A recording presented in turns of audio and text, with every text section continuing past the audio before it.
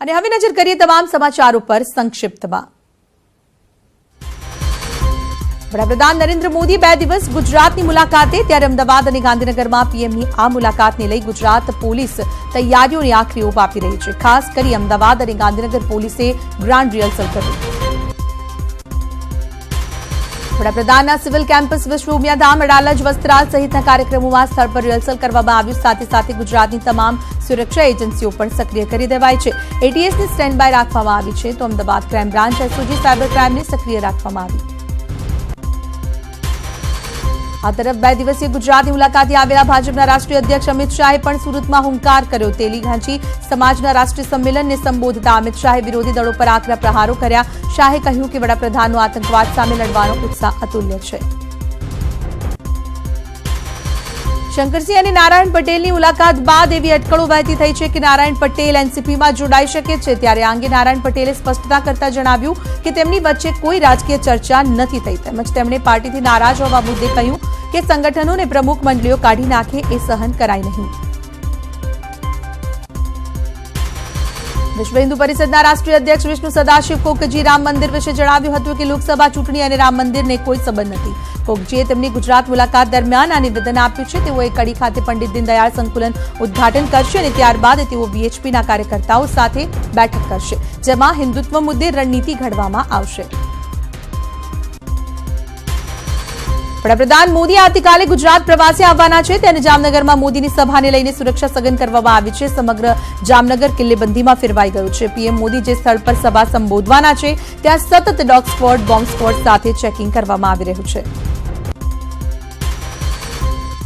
પીએમના આગમનને પગલે જામનગર પોલીસ ઉપરાંત અન્ય 5 જિલ્લાઓની પોલીસ બંદોબસ્તમાં ગોઠવાઈ છે, તો 7 એસપી, 20 જેટલા ડીવાયએસપી, પીઆઈ, પીએસઆઈ અને કોન્સ્ટેબલ મળી જડબેસલાક બંદોબસ્ત ગોઠવવામાં આવ્યો। સોમવાર 4 માર્ચથી ગબ્બરનો રોપવે 4 દિવસ માટે બંધ રહેશે। વાર્ષિક મેન્ટેનન્સ માટે ગબ્બર રોપવે બંધ રહેશે। 10 માર્ચથી રાબેતા મુજબ રોપવે શરૂ કરવામાં આવશે। અમદાવાદના બગોદરા પાસે ટ્રાફિક જામની સ્થિતિ સર્જાઈ। 1.5 કલાકથી 5 થી 6 કિલોમીટર સુધી વાહનોની લાઈનો લાગી। ટ્રાફિક જામથી વાહન ચાલકો પરેશાન થઈ ઉઠ્યા હતા। અમદાવાદની એક ખાનગી હોસ્ટેલમાં એફઆઈએસએસની વાર્ષિક મીટિંગ યોજાઈ, જેમાં જીરા, વરિયાળી, મેથી, ધનિયાનો કોર્પ સર્વે રજૂ કરાયો। તો આગામી દિવસોમાં આ પાકોનું કેટલું ઉત્પાદન થશે તેનો પણ આ મીટિંગમાં સર્વે રજૂ કરાયો। નવસારીમાં રેલવે ઓવરબ્રિજનું કામ ગ્રામજનોના વિરોધને પગલે અટકાવી દેવામાં આવ્યું છે। ઓવરબ્રિજની કામગીરીને કારણે પુરાણ કરતા ગ્રામજનો વિફર્યા હતા, જેમાં કોઈપણ જાતની નોટિસ વિના ડુબાઉ જગ્યામાં પિલરો ઉભા કરવાનું શરૂ થતા કામ અટકાવાયું હતું। 500 જેટલા ખેડૂતોએ ઓવરબ્રિજના કામોનો વિરોધ નોંધાવ્યો। રેલવે ઓવરબ્રિજના કામમાં પ્લાનથી વિપરીત બાંધકામ શરૂ કર્યાનો તેમજ કોઈપણ જાતની નોટિસ વગર ડુબાઉ જગ્યામાં પિલરો ઉભા કરવાનું શરૂ કરાતા કામ અટકાવી દેવાયું। તો ખેડૂતોએ ચૂંટણીનો બહિષ્કાર કરવાની ચીમકી આપી। ખેડૂતોનો આક્ષેપ છે કે તેમને વળતર પણ ચૂકવાયું નથી, તો રેલવે ઓવરબ્રિજનું કામ પૂરું ન થતા અમલસાડ, સરીબુરગંજ, દેવધા અને લુસવાડા ગામોની હાલાકી વેઠવી પડશે। સાણંદમાં માણકોલોલ ચોકડી ખાતે ખેડૂતોનું મહાસંમેલન મળ્યું, જેમાં વિવિધ પ્રશ્ને ખેડૂતોની માંગ ઉઠી છે। જેમાં મુખ્ય મુદ્દો ફતેવાડી કેનાલની નર્મદા કમાનમાં કાયમી સમાવેશ કરવા માટેનો એક સૂર ઉઠ્યો। આ સંમેલનમાં 20,000થી વધુ ખેડૂતો હાજર રહ્યા, તો તમામ ખેડૂતોએ સિંચાઈ માટે પૂરતું પાણી ન મળી રહેતા હલ્લાબોલ કર્યો। અરવલ્લીના શામળાજી બોર્ડર પાસેથી પોલીસે 12 કિલો ચરસ ઝડપી પાડ્યું। ચરસ લઈને જતા જમ્મુ કાશ્મીરના 2 અને ગુજરાતના 1 શખ્સની પોલીસે અટકાયત કરી છે। એનડીપીએસની ટીમને બાતમી મળી હતી કે ગુજરાતમાં મોટી માત્રામાં ચરસનો જથ્થો લાવવામાં આવી રહ્યો છે।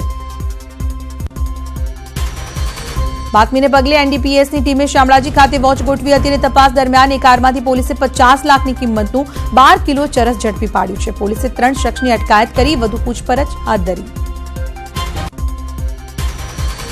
મોરબીના ટંકારા નજીક 3 ફેક્ટરીઓમાં ચોરીનો બનાવ બન્યો, જેમાં 13 જેટલા લોકોએ ચોરીને અંજામ આપ્યો હોવાનું સામે આવ્યું। જેમાં દેવ કોટન મિલમાંથી 1 લાખની, સહકાર કોટન મિલમાંથી મોટરસાયકલની ચોરી અને સિયારામા ઓઇલ મિલમાંથી ચોકીદારને છરી બતાવી 10,000 રોકડ અને મોટરસાયકલની લૂંટ ચલાવવામાં આવી હતી।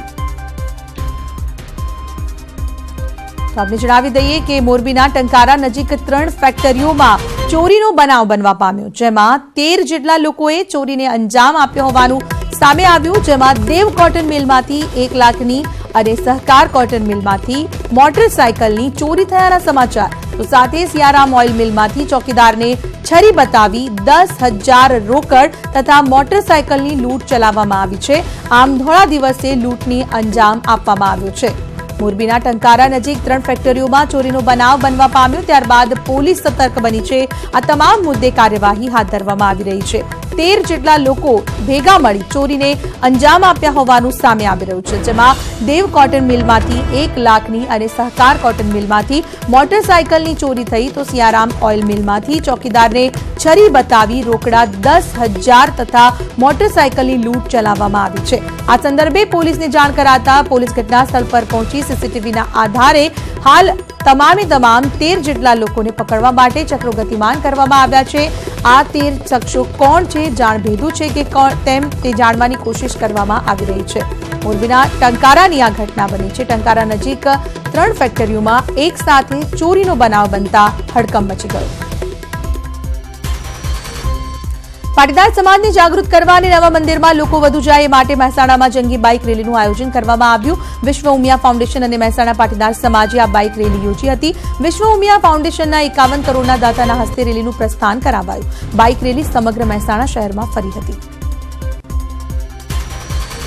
જામનગર નજીક આવેલા લાવડિયા ગામમાં યુવાનની હત્યાની ઘટના સામે આવી છે. યુવાન પોતાની વાડી તરફ જઈ રહ્યો હતો તે સમયે અજાણ્યા શખ્સોએ બોથડ પદાર્થથી હુમલો કરી તેની હત્યા નિપજાવી. બનાવની જાણ થતાં પોલીસની ટીમે ઘટના સ્થળ પર પહોંચી કાર્યવાહી હાથ ધરી હતી.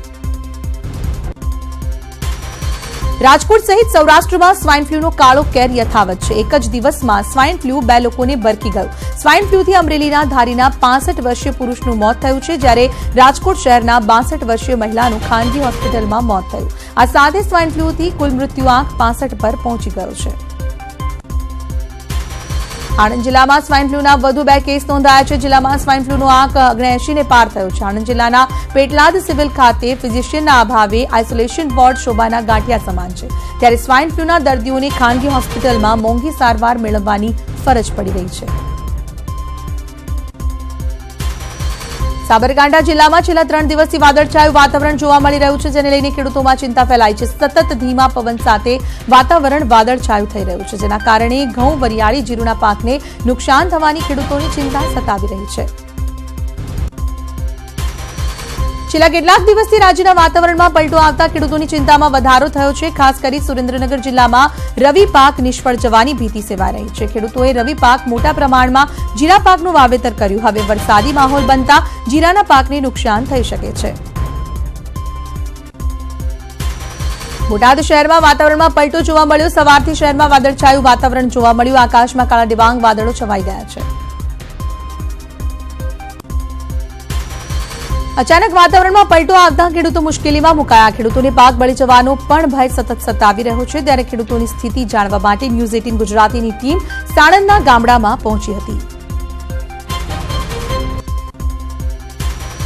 બનાસકાંઠાના દાંતામાં છેલ્લા 3 દિવસથી વાતાવરણમાં પલટો જોવા મળ્યો. વરસાદી માહોલમાં ખેડૂતોની ચિંતામાં વધારો થયો છે. ઘઉં અને વરિયાળીના પાકને નુકસાન થયું છે, ત્યારે ખેડૂતોએ પાક વીમાની રકમ વળતર રૂપે આપવાની માંગ કરી છે.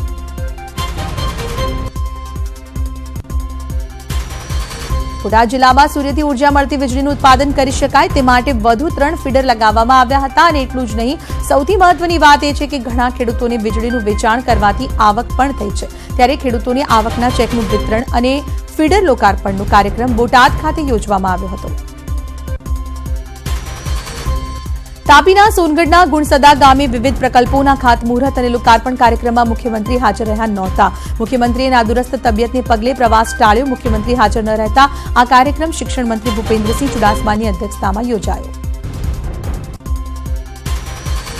આ કાર્યક્રમમાં લોકોની પાંખી ગેરહાજરી જોવા મળી. 912 કરોડની ઉદ્યાન સિંચાઈ યોજનાનું શિક્ષણ મંત્રી દ્વારા ખાતમુહૂર્ત કરી મંચ પરથી વિવિધ પ્રકલ્પોનું લોકાર્પણ અને વનવાસીઓને હકપત્રકોનું વિતરણ મંચ પરથી કરવામાં આવ્યું હતું. જૂનાગઢમાં યોજાયેલા શિવરાત્રી કુંભ મેળાના ચોથા દિવસે મહિલા સંમેલનનું આયોજન કરવામાં આવ્યું, જેમાં આજની મહિલા દેશ માટે શું કરી શકે, ભારત દેશમાં મહિલાની આવશ્યકતા અંગે વિવિધ પ્રવચનો કરવામાં આવ્યા. અહીં સ્ત્રી ભ્રૂણ માટે માતા જ જવાબદાર હોવાનું જણાવવામાં આવ્યું, તેમજ શિક્ષણ વ્યવસ્થામાં બદલાવ લાવવાની વાત પણ કરવામાં આવી. હુમલાના મુખ્ય આરોપી જૈશ એ મોહમ્મદના પ્રમુખ મસૂદ અઝહરનું મોત થયા હોવાના અહેવાલ પ્રાપ્ત થઈ રહ્યા છે. સૂત્રોનું જો માનીએ તો આતંકી મસૂદ અઝહરનું 2 માર્ચે જ પાકિસ્તાનની સેનાની હોસ્પિટલમાં મૃત્યુ થયું છે, પરંતુ હજુ સુધી પાકિસ્તાને તેની સત્તાવાર જાહેરાત નથી કરી. આર્મી ચીફ બિપિન રાવતે જમ્મુની મુલાકાત લીધી છે. સેનાના જવાનો સાથે મુલાકાત કરી વધાર્યો ઉત્સાહ. સાંબા અને રતનુચાક વિસ્તારની લીધી મુલાકાત. વિશ્વ સામે શાંતિની સુફિયાણી વાતો કરતું પાકિસ્તાન સુધરવાનું નામ નથી લઈ રહ્યું. સરહદ પર પાકિસ્તાને ફરી નાપાક હરકત કરી. જમ્મુ કાશ્મીરના હંદવાડામાં છેલ્લા 3 દિવસથી આતંકી અથડામણ ચાલી રહ્યું છે અને અથડામણમાં રવિવારે 2 આતંકીને ઠાર કરવામાં આવ્યા તો 5 જવાન શહીદ થયા. પટનાના ગાંધી મેદાનમાં પીએમ મોદીએ એનડીએની સંકલ્પ રેલીને સંબોધિત કરી હતી. આ તકે તેમણે કહ્યું કે આ નવી નીતિ અને નવી રીતવાળા ભારત છે જે વીર જવાનોના બલિદાનનો હિસાબ ગણીને લે છે. તો પટનામાં એનડીએના વિજય સંકલ્પની રેલી પર લાલુ યાદવે આકરા પ્રહાર કર્યા. લાલુ યાદવે તેમના ટ્વિટર હેન્ડલથી નરેન્દ્ર મોદીની રેલીમાં બતાવાતી ભીડ પર પ્રહાર કર્યો. તેમણે કહ્યું કે તે લોકો કેમેરા ઝૂમ કરી જેટલી ભીડ બતાવે છે એટલી ભીડ તો હું પાનની દુકાને પાન ખાવા ગાડી રોકું ત્યારે જમા થઈ જાય છે.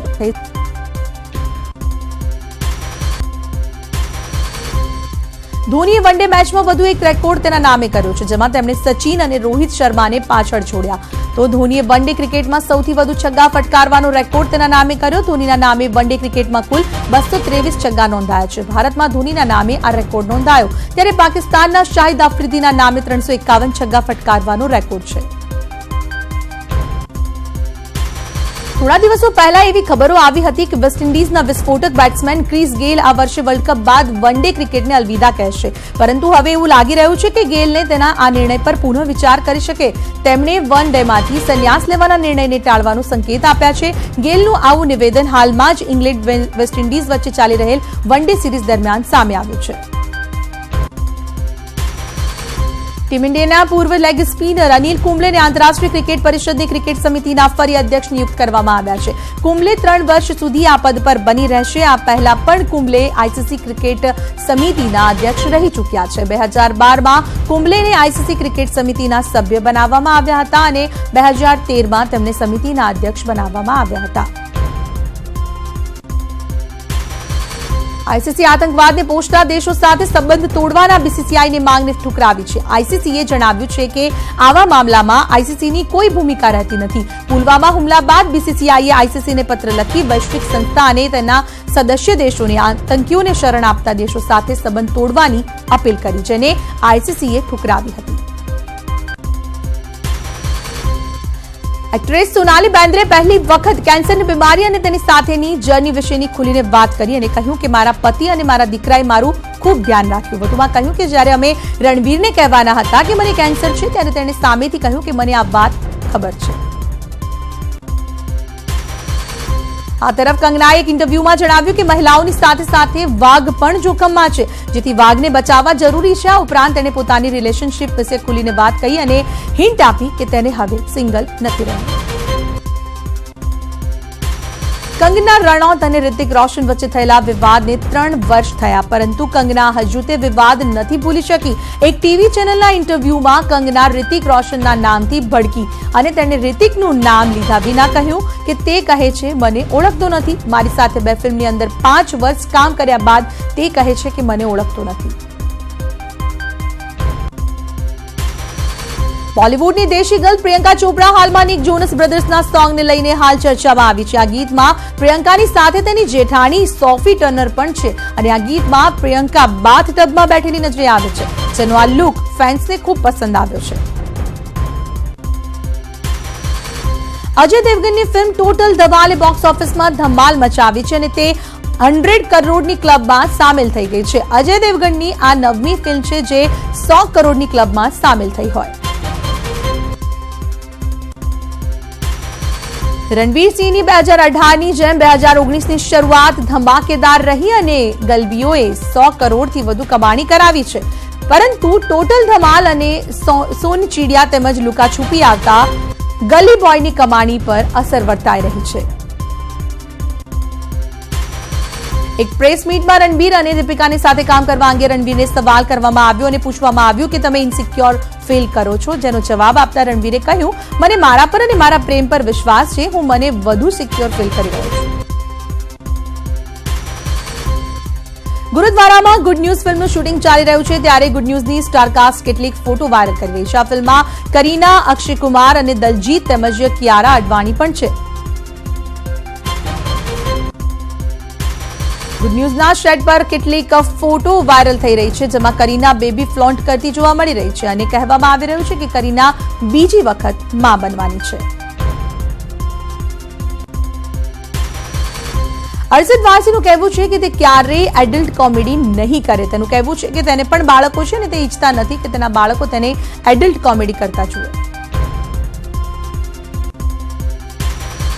આજકાલ સોશિયલ મીડિયા પર ટ્રોલ થઈ રહેલા અલીનો બચાવ કરતા તાપસી પન્નુએ એક ઇન્ટરવ્યુમાં કહ્યું કે તે પોતાના દેશના પ્રધાનમંત્રીની પ્રશંસા કરે છે. એનો મતલબ એવો નથી કે તેને ટ્રોલ કરવામાં આવે છે.